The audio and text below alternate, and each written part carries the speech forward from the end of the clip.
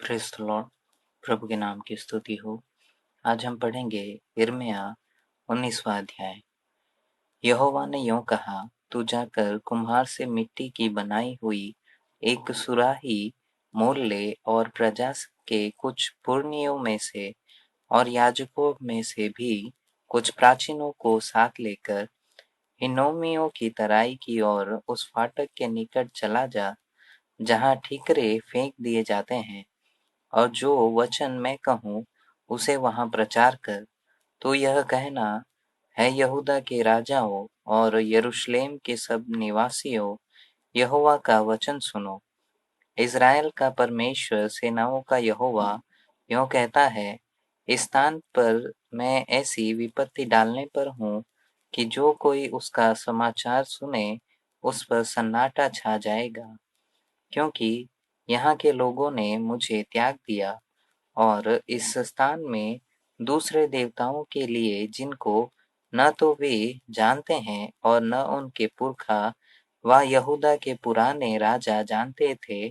धूप जलाया है और इसको पराया कर दिया है।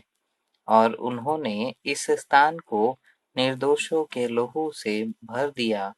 और बाल की पूजा के ऊंचे स्थानों को बनाकर अपने लड़के वालों को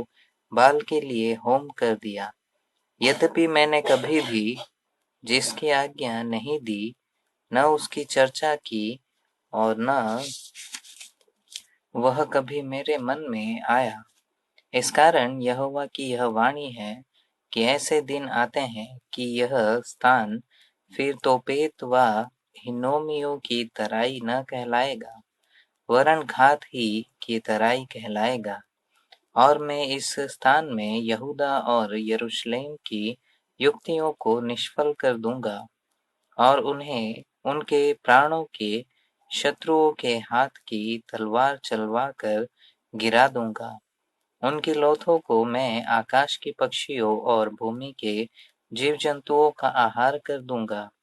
और मैं इस नगर को ऐसा उजाड़ दूंगा कि लोग इसे देखकर डरेंगे। जो कोई इसके पास से होकर जाए, वह इसकी सब विपत्तियों के कारण चकित होगा और घबराएगा और घिर जाने और उस सकेती के समय जिसमें उनके प्राण के शत्रु उन्हें डाल देंगे, मैं उनके बेटे बेटियों का मांस उन्हें खिलाऊंगा और एक दूसरे का भी मांस खिलाऊंगा। तब तो उस सुराही को उन मनुष्यों के सामने तोड़ देना जो तेरे संग जाएंगे, और उनसे कहना, सेनाओं का यहोवा यूँ कहता है कि जिस प्रकार यह मिट्टी का बासन जो टूट गया कि फिर बनाया न जा सके, इसी प्रकार मैं इस देश के लोगों को और इस नगर को तोड़ डालूंगा, और तोपेत नाम तराई में इतनी कब्रें होंगी कि कब्र के लिए और स्थान न रहेगा। यहोवा की यह वाणी है कि मैं इस स्थान और उसके रहने वालों के साथ ऐसा ही काम करूंगा।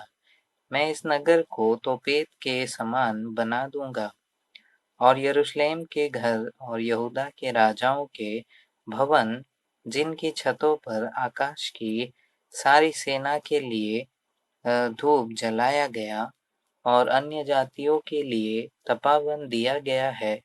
वे सब तोपेत के समान अशुद्ध हो जाएंगे। तब यिर्मयाह तोपेत से लौटकर